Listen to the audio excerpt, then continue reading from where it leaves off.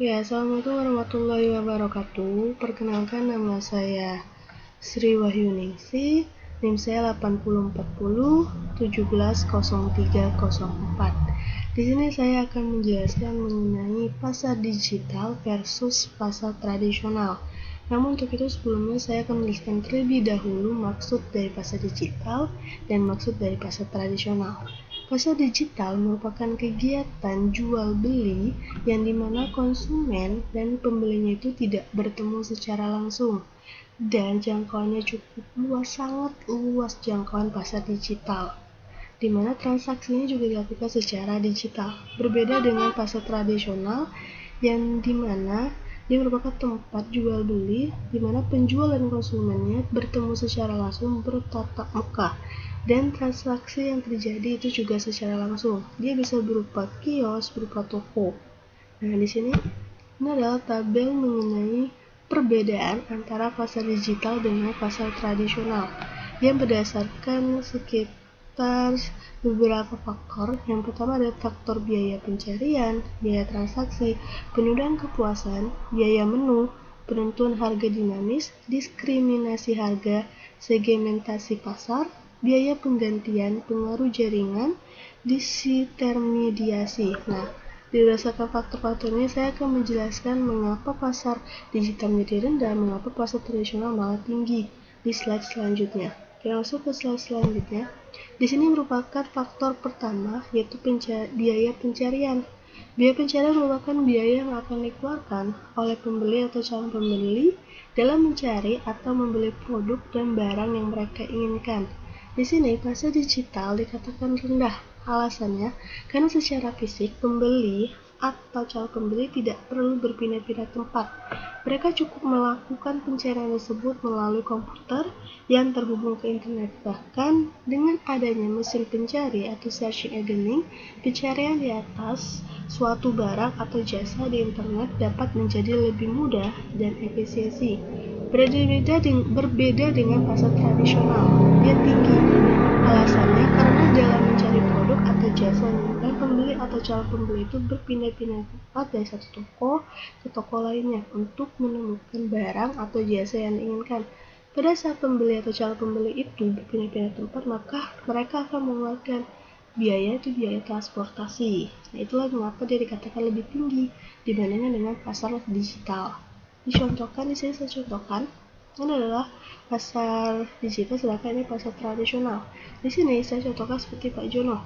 Pak Jono ingin membelikan sebuah sepatu baru kepada sang putri. Nah, untuk itu dia itu seorang pekerja, jadi dia membutuhkan waktu yang efisiensi dan juga cepat dalam menemukan toko sepatu yang cocok untuk putrinya. Untuk itu dia tinggal membuka handphone atau laptop, namun searching di salah satu situs jual beli seperti Lazada atau yang lainnya untuk mencari sepatu yang diinginkan oleh putrinya. Nah, itu jika dia menggunakan pasar digital. Berbeda lagi jika dia menggunakan pasar tradisional, yang dimana dia harus pergi ke satu toko ke toko lainnya untuk menemukan sepatu yang diinginkan oleh putrinya.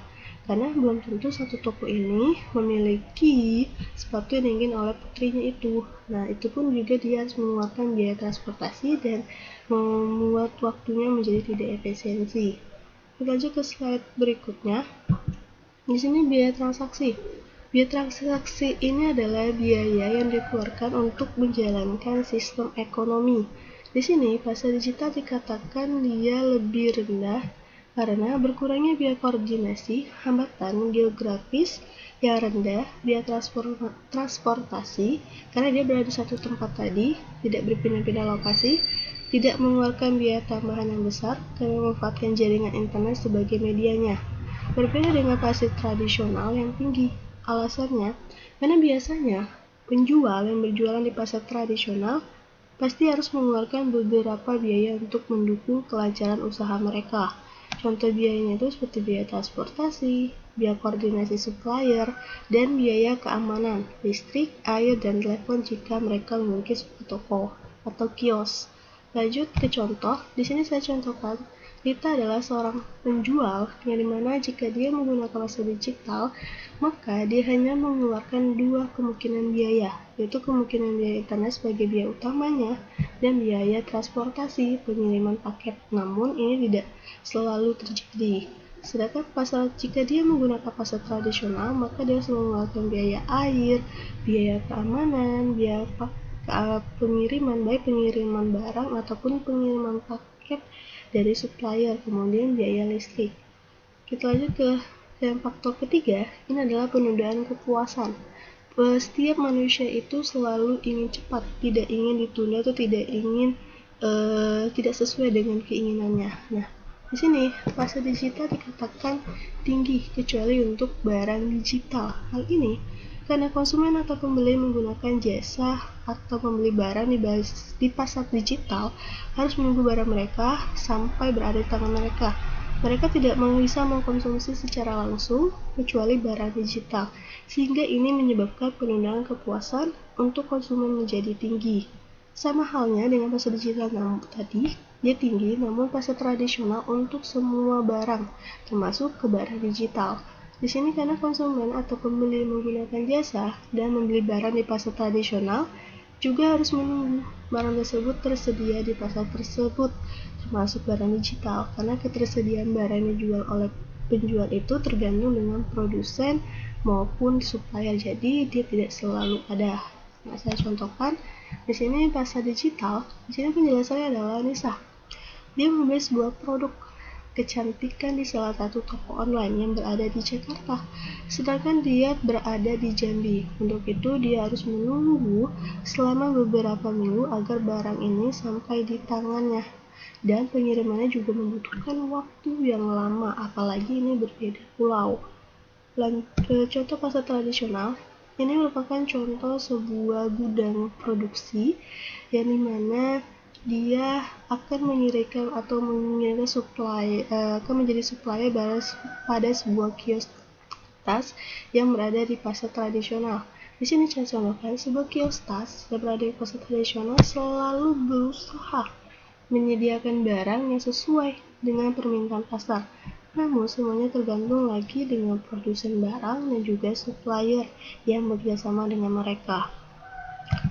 Ini biaya menu. Biaya menu ini adalah biaya dari perusahaan yang dihasilkan dari perubahan harga. Jadi pasar digital dikatakan lebih rendah dibandingkan dengan pasar tradisional yang dikatakan dia tinggi. Pasar digital rendah itu karena saat harga diubah, media digital memungkinkan perubahan harga tanpa dikenakan biaya. Biaya menu rendah membuatnya lebih hemat biaya untuk secara dinamis mengubah secara daring atau online. Berbeda dengan pasar tradisional yang dikatakan lebih tinggi. Hal ini dikarenakan setiap kali ada pergeseran dalam keseimbangan penawaran dan permintaan, akan ada harga yang lengket tidak dapat lepas dan pasar untuk output barang yang dijual itu, maka akan terjadi ketidakseimbangan pada proses bisnisnya. Inilah mengapa dikatakan lebih tinggi dibandingkan dengan pasar digital. Contohnya, ini saya contohkan adalah dia Pak Anwar. Dia merupakan salah satu pembisnis yang dimana di sini dia sedang ingin mengubah harga suatu produk atau barang yang ia jual pada situs online-nya. Dia tinggal membuka laptopnya, kemudian masuk ke dalam situs online-nya, lalu dia menekan tombol atau menekan mouse-nya untuk mengubah harga barang atau jasanya secara daring. Itu lebih cepat dan efisiensi. Sedangkan kalau pasar tradisional, dia perubahan harga pada suatu bahan pokok akan sangat mempengaruhi termasuk pada pemasukan pada penjualan di pasar tradisional, dikarenakan mereka harus mengikuti harga pasar yang berubah. Oleh karena itu, jika Pak Anwar menggunakan pasar tradisional, maka dia harus berhati-hati dalam mengubahnya. Perubahan harga yang dilakukan oleh penjual akan membuat pembeli atau konsumen menjadi bimbang atau tetap membeli namun mengurangi jumlah pembelian yang mereka lakukan. Berikutnya adalah penentuan harga dinamis, yang dimana penentuan harga dinamis ini merupakan harga Berikutnya adalah faktor penentuan harga dinamis, di mana penentuan harga dinamis ini merupakan harga yang ditentukan berdasarkan karakteristik permintaan dari konsumen ataupun pembeli. Di sini, pasar digital dikatakan biayanya rendah dan cepat. Hal ini karena biasanya Pembeli atau konsumen yang menggunakan jasa pasar digital mudah menemukan kebutuhan mereka dengan hanya duduk santai dan melakukan searching di aplikasi maupun internet mengenai produk atau barang yang mereka inginkan, dan hampir semuanya tersedia di saat itu juga.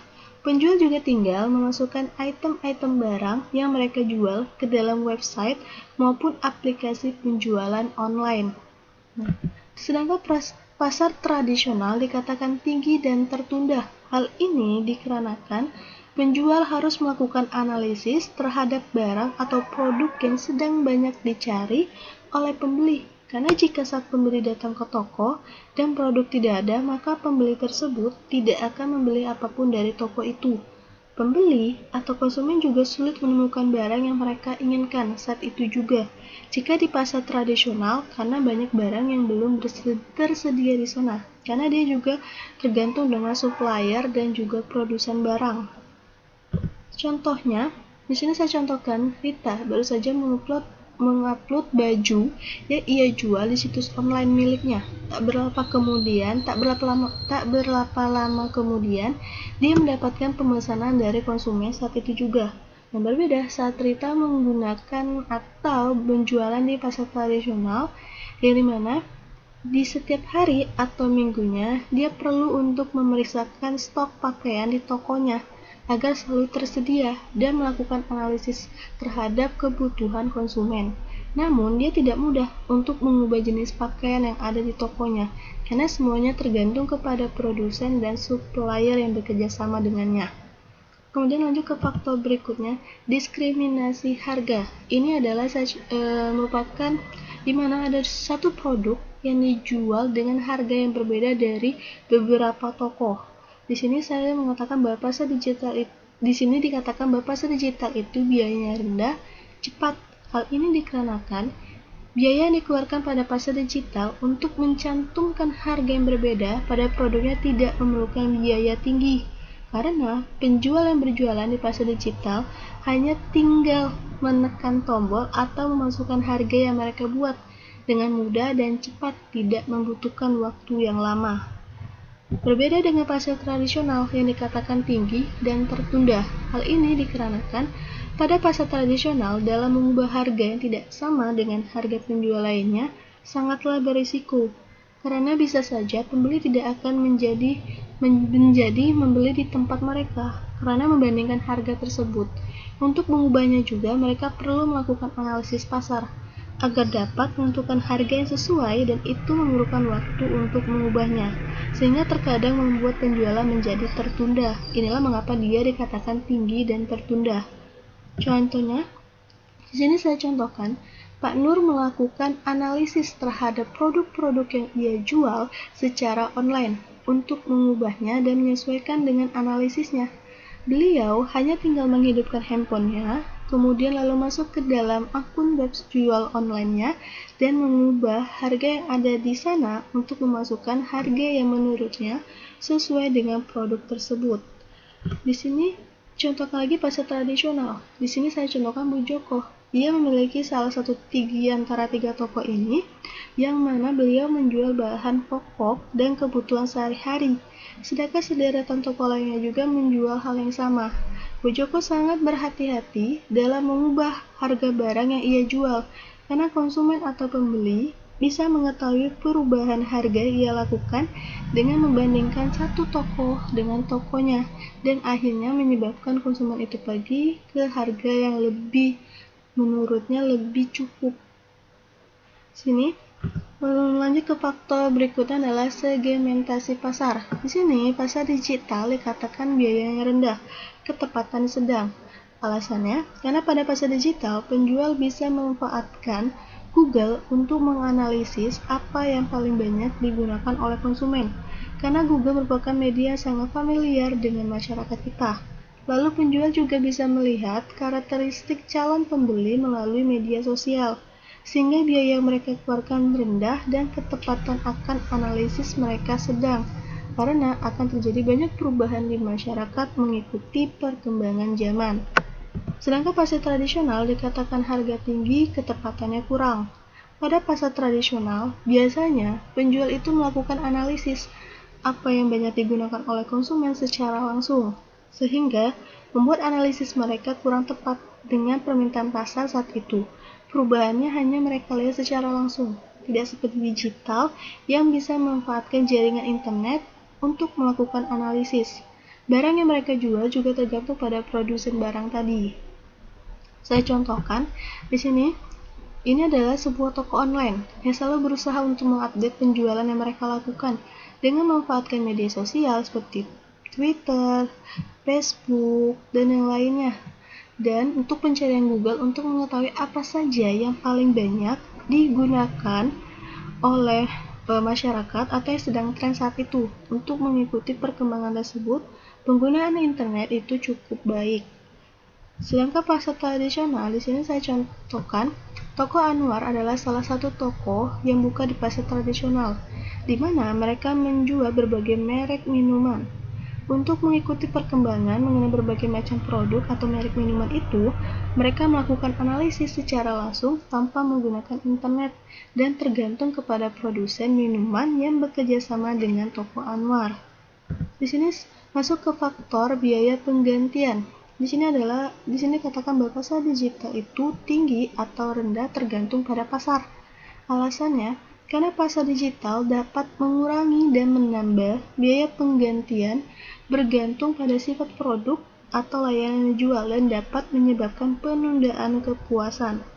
Berbeda dengan pasar tradisional, dia dikatakan tinggi, bukan tidak tergantung dengan pasar. Jadi, karena pada pasar tradisional sulit untuk mengurangi atau menambah biaya penggantian karena mereka sudah menetapkan terlebih dahulu sifat barang atau layanan yang mereka jual. Jika pun ingin mengurangi atau menambah biaya penggantian, mereka harus mengeluarkannya dengan biaya tinggi. Contoh, sini saya contohkan pasar digital, kita ada Rita. Dia memiliki sebuah toko online di mana dia melakukan penggantian terhadap barang seperti model case handphone, mengikuti perkembangan zaman, dan agar konsumen tidak berpindah ke toko online lainnya dan dia bisa mengubah barang yang ia jual secara daring atau online. Sedangkan pasar tradisional, jika Rita berjualan dengan menyewa sebuah kios di pasar tradisional, dari awal dia sudah berjualan bahan sembako dan bekerja sama dengan supplier. Rita sulit melakukan penggantian terhadap barang yang ia jual. Karena dia sudah melakukan kerjasama dengan supplier, sangat sulit untuk membatalkan hubungan kerjasama itu. Karena dia harus mengeluarkan biayanya kembali jika ingin mengubah barang yang ia jual. Sini adalah faktor pengaruh jaringan, di mana pengaruh jaringan sini pasar digital dikatakan kuat. Hal ini karena penjual yang menjual barang atau jasa mereka melalui pasar digital memiliki jaringan yang luas. Mereka bisa mencakup berbagai daerah, kota, bahkan negara sekalipun dengan bantuan internet. Penyebaran informasi mengenai bisnis mereka di pasar digital bisa diketahui oleh siapapun dan dimanapun tanpa adanya batasan. Sehingga penjualan di pasar digital sangat dipengaruhi oleh jaringan yang kuat untuk memperluas penjualan mereka. Berbeda dengan pasar digital tadi, pasar tradisional dikatakan dia lebih lemah karena penjual yang menjual barang atau jasa mereka di pasar tradisional hanya akan berada di satu tempat, yaitu tempat di mana mereka berjualan, sehingga tidak berpindah-pindah tempat dan dia tidak dapat mencangkup konsumen di luar pasar atau daerah. Mereka menetap dan biasanya di sebuah kota atau daerah dia memiliki pasar tradisional masing-masing. Nah, dia akan mencangkup hanya pada masyarakat yang berada di sekitar pasar tersebut. Lalu, contohkan pasar digital ini global. Sebuah toko yang bernama dengan toko tulis adalah toko online yang bergerak di bidang penjualan berbagai merek sepatu yang sudah mendunia. Jangkauannya tidak hanya kota maupun daerah, melainkan negara. Pengaruh jaringan internet sangatlah kuat dan menjadi faktor utama yang membuat toko online ini dapat terus berjalan. Berbeda dengan pasar tradisional, Toko Anwar Jaya menjadi salah satu toko yang berada di pasar tradisional yang menjual berbagai merek sepatu. Pasar tradisional tidak dapat berpindah tempat, untuk itu selamanya Toko Anwar Jaya akan membuka bisnis mereka di sana dan tidak dapat menjangkaunya konsumen di luar pasar atau daerah karena jaringan mereka lemah di sekitar masyarakat yang ada di sana saja. Faktor berikutnya adalah disintermediasi. Ini merupakan faktor terakhir, itu adalah faktor di mana pasar digital dikatakan sangat mungkin terjadi dikarenakan penjual pada pasar digital tidak selamanya memerlukan perantara. Mereka bisa menjual barang atau produk mereka sendiri, menjadi driver atau pengirim paket untuk produk mereka sendiri ke konsumen, sehingga dengan dapat meningkatkan keuntungan dengan mengenakan harga yang lebih murah. Namun sebelum saya katakan bahwa disintermediasi ini merupakan menghilangkan perantara yang ada pada proses bisnis.